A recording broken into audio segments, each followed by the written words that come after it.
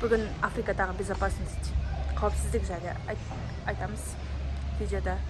Мен үйлердің қаншалықты қауіпсіздікке қорқынышта өмір сүретінімізді.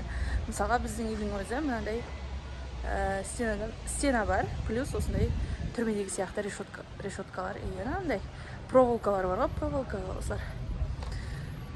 Как вы заметили, да? Солай барлық жерде осындай біздің охранниктер болады. Мына жерде мен істеп түсірем, потому что мен естілсе естілмей білмеймін. Қазір жүріп көрсем, каналдар бізге не істейді екен. Қорқып түсіріп бара жатқандықтан қалай болса солай түсіремін ғой.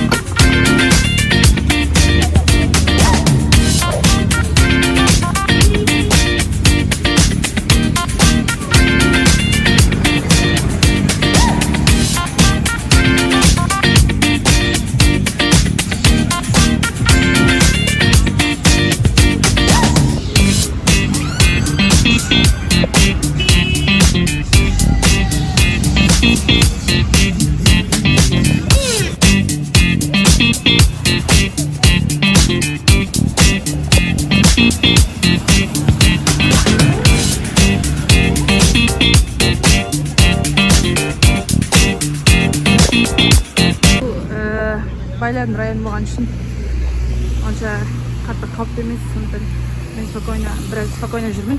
Жаңағы жерден өткеннен кейін. Жаңағы жерде үлкен базар болған үшін, кішкене маркеттер көп, сол үшін адамдар көп. И плюс бар, ресторандар. На зданияларда, кстати, видеоға түсірмеу деген көп белгілер бар. Қорқамасын мен. Осындай зданияларда, кстати, көп сондай сөздер. Мен 2 жыл болса да енді біраз daha da қорқпай видеоға түсіруге үйрендім. Потому что бұған дейін мен өте қатты қорқатын едім. Қазір кішкене өзімнің қорқынышымды жеңіп жүрмін. Бұл жерлер более-менее спокойный район, спальный район. И сол үшін. И плюс охранниктер көп, и солдатов много. Так что более-менее безопасно себя чувствую. Но үйлердің бәрі осындай решеткалармен. Бірінші этаж, екінші этаж обязательно не болады. Темір решеткалар, терезелері, есіктері барлық жері. Обычный үйлерде де сондай болады. Вот на обычный үйлер.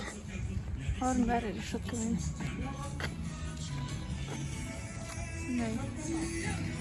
Олар бізге қарап тұр, неғып түсір отыр деп ойлаған шығар. Плюс мен ақ болған үшін бәрі маған көп қарайды.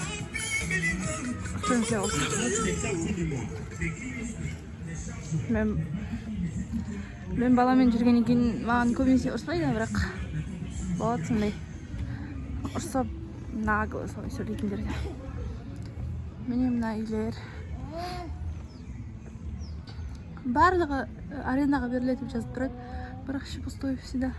Потому что Африкада мысалға мына зданияны арендаға берген кезде бір комната емес, то есть бір апартамент ішіне емес, полностью береді да.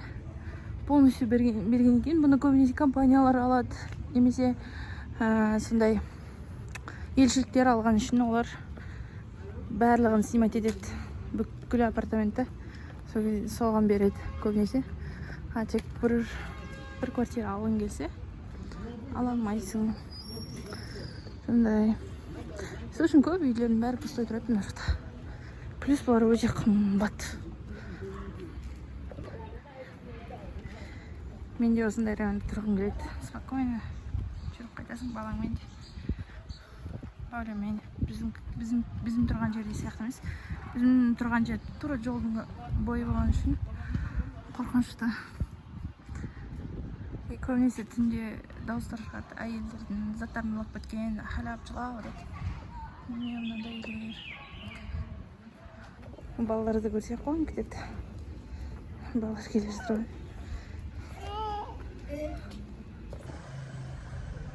Бәрі мені Қытай деп ойлап жатыр ғой. Обычное дело деп қой. Обычное дело. Бұл жақта еще, кстати, елшіліктер көп. Американдықтардың елшілік. Совершенно елшілігі андай видеоға түсірсең, қасыңа солдаттар калашникпен келеді ғой, өшер деп ұрысып. Мен дәш жүреді.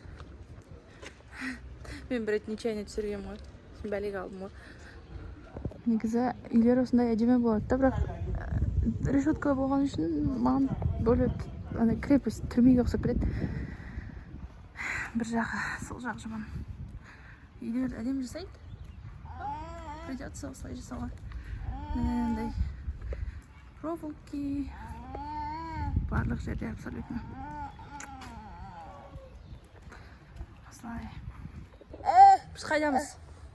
Қайда жүрміз?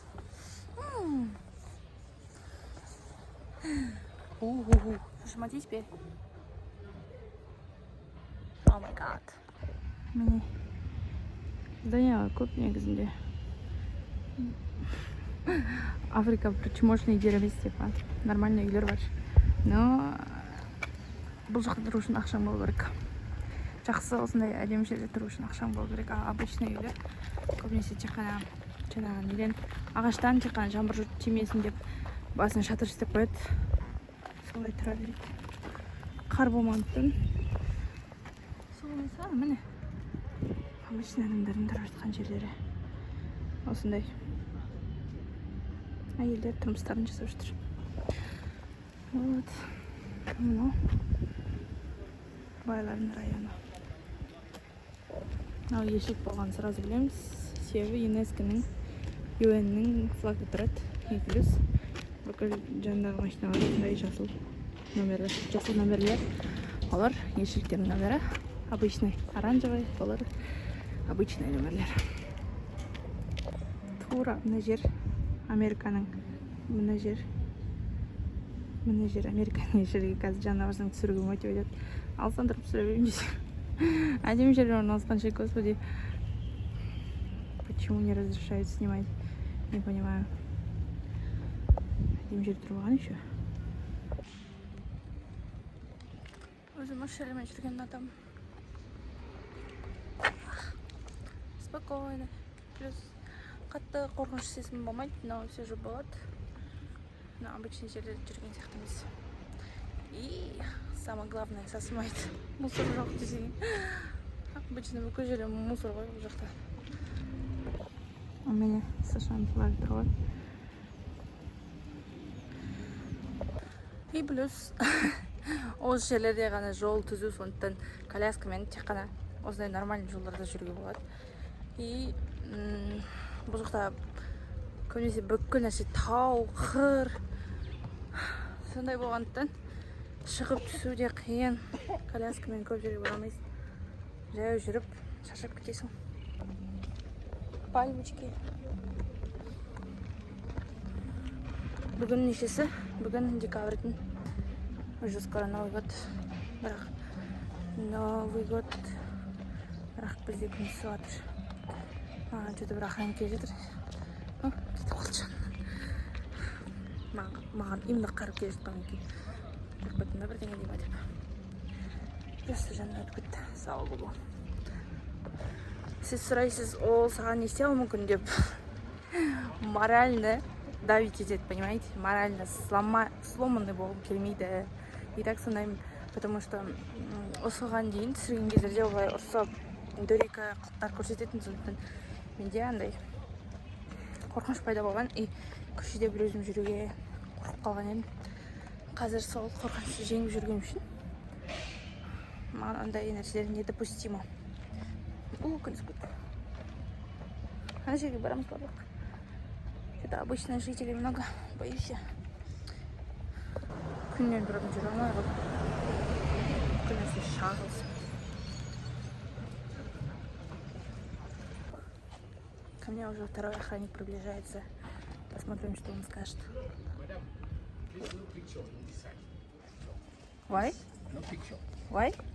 It's the security zone. Security zone? Yes. I'm not doing nothing wrong. Yes, no picture, please. No picture. Okay.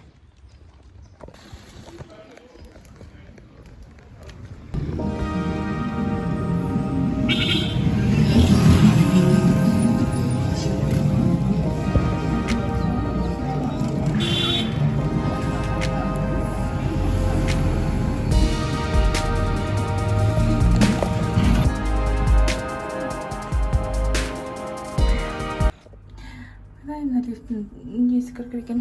Өзім түсірейін. Үйге келдім жаяу қорқып. Балапаным ұйықтап қалды. Пока-пока.